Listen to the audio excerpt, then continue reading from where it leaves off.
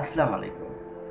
Russell's viper সাপ কামড়ালে মানুষের মৃত্যু অবধারিত এই কথাটি কিন্তু পুরোপুরি সত্য নয়। রাসেলস ভাইপার কামড়ানোর প্রথম 4 ঘন্টার মধ্যে যদি অ্যান্টিভেনাম নেওয়া যায় সেক্ষেত্রে কিন্তু সুস্থ হওয়ার অনেক বেশি সম্ভাবনা রয়েছে। তাই আতঙ্কিত না হয়ে কিন্তু আমাদের সঠিক পদক্ষেপগুলো নিতে হবে। আজকে আসুন এই ভিডিওতে আমরা 6টি বিষয় সম্পর্কে জানব।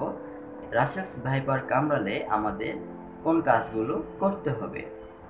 আমাদের শরীরের যে অঙ্গে সাপটি কামড়াবে সেই অংশটি কিন্তু বেশি নাড়াচাড়া করা যাবে না, কারণ আমরা যদি সেই অঙ্গটি নাড়াচাড়া করি তাহলে রক্ত সঞ্চালনের মাধ্যমে বিষটি কিন্তু দ্রুত আমাদের শরীরে রক্তের মাধ্যমে ছড়িয়ে যাবে। 2 নাম্বার, ক্ষতস্থানটি সাবান দিয়ে আলতোভাবে ধুতে হবে অথবা ভেজা কাপড় দিয়ে মুছে নিতে হবে। আমাদের শরীরের যে অঙ্গে কামড়াবে অর্থাৎ হাতে অথবা পায়ে যদি কামড়ায়, হাত পায়ে যদি আমাদের তাবিজ থাকে বা হাতে যদি ঘড়ি থাকে বা কোনো অলংকার থাকে সেগুলো কিন্তু খুলে নিতে হবে। 4 নাম্বার, সাপে কামড়ানো অংশটি কিন্তু ব্লেড দিয়ে বা সুই দিয়ে কোনো কিছু করা যাবে না, অর্থাৎ কাটা যাবে না বা কোনো কিছু প্রলেপ দেওয়া যাবে না।